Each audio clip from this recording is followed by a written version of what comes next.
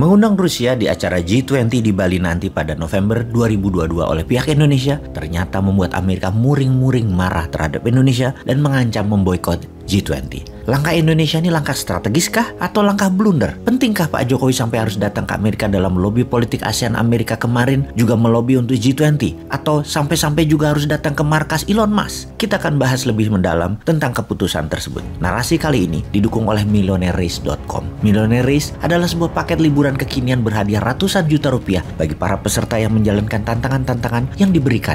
MillionaireRace.com adalah satu-satunya dan pertama yang mengemas traveling dengan experience vacation, education, tantangan budaya, dan trivia treasure hunt mencari harta karun. Semua event dirancang khusus untuk Anda mendapatkan pengalaman maksimum untuk terkenang selamanya. Pada bulan Juni 2022 ini, Millionaire Race adalah Explore Bromo, Batu, Malang. Kita kembali ke topik pembicaraan tentang G20. Diawali dengan sebuah fakta tentang perang di Ukraina, di mana Eropa dan Amerika ternyata yang membiayai perang Rusia tersebut. Sungguh, Amerika, NATO, dan sekutu adalah negara yang membiayai perang di Ukraina. Pengusaha raksasa penghasil mesin perang Amerika dan Eropa mendapatkan untung besar karena perang ini. Walaupun 40 juta penduduk Ukraina menderita dan negara sekitaran Ukraina Barat menderita karena menerima pengungsi dan wilayahnya dipakai untuk jalur senjata masuk ke Ukraina. Apa mereka para pengusaha mesin perang itu tidak peduli dengan korban perang di Ukraina? Jawabannya tidak. Di sisi pengusaha alat perang dapat dipastikan mereka tidak ingin perang berhenti. Kalau secara negara Eropa dan NATO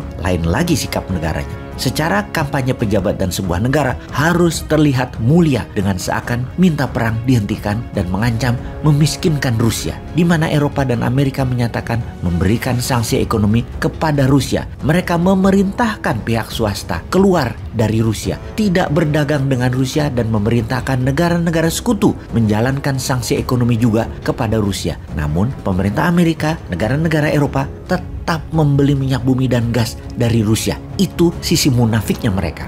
Mereka bisa melarang India, melarang Tiongkok untuk tidak membeli minyak bumi dari Rusia. Namun mereka sendiri masih membeli produk Rusia tersebut. Asli munafik Amerika dan sekutu itu. Kemudian apa yang India lakukan misalnya? Naikkan jari tengahnya ke Amerika dan tetap membeli minyak dari Rusia. Begitu juga Tiongkok. India sejak perang Ukraina meningkatkan pembelian minyaknya dari Rusia hingga 40 juta barel. Sementara Eropa Barat membeli 20 miliar barel dari Rusia. Catat ya, India 40 juta barel selama perang hampir 80 hari Rusia-Ukraina. Sementara Eropa sekutu membeli 20 miliar barel. 500 kali lebih banyak dari India. Eropa sekutu membeli minyak Rusianya. Nilai itu kurang lebih 20 billion dolar setiap bulannya oleh pihak barat selama 3 bulan ini. Eropa, Amerika sekali lagi tetap membeli minyak Rusia. Presiden Uni Eropa mengatakan kemudian, kalau benar-benar ingin menyudahi perang di Ukraina, hentikan semua pembelian minyak bumi dan gas Rusia oleh dunia. Rusia akan tidak punya dana lagi untuk menjalankan perangnya. Namun ternyata tidak mudah hal ini dilakukan. Saat ini terjadi pembicaraan tingkat tinggi di Brussel baru-baru ini bahwa dalam 6 bulan ke depan Uni Eropa berencana menghentikan pembelian minyak Rusia 100%.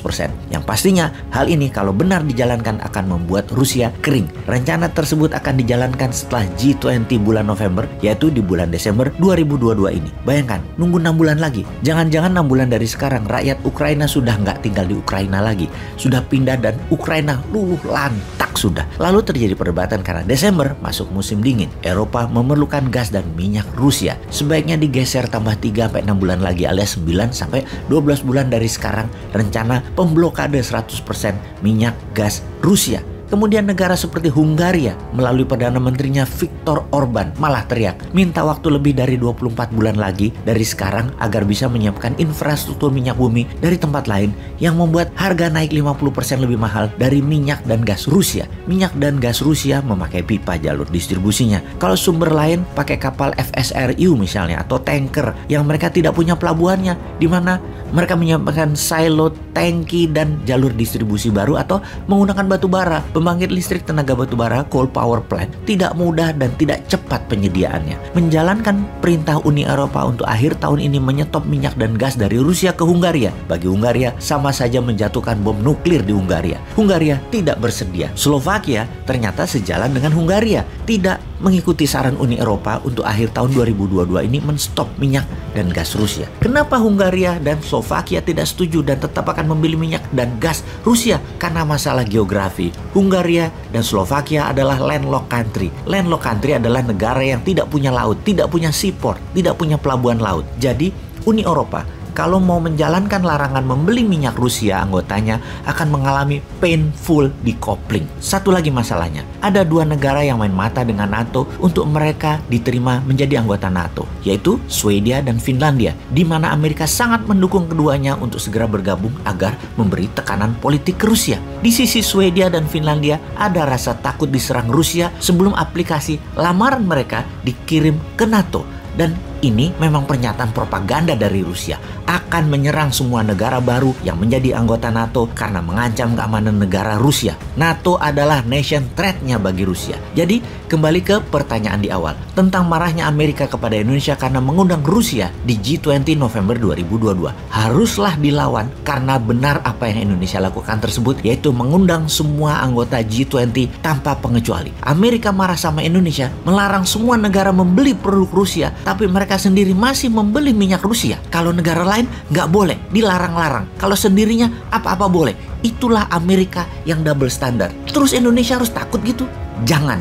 Lawan. Tunjukkan kepemimpinan dunia Indonesia itu cinta damai. Tunjukkan Indonesia punya sikap. Hurra!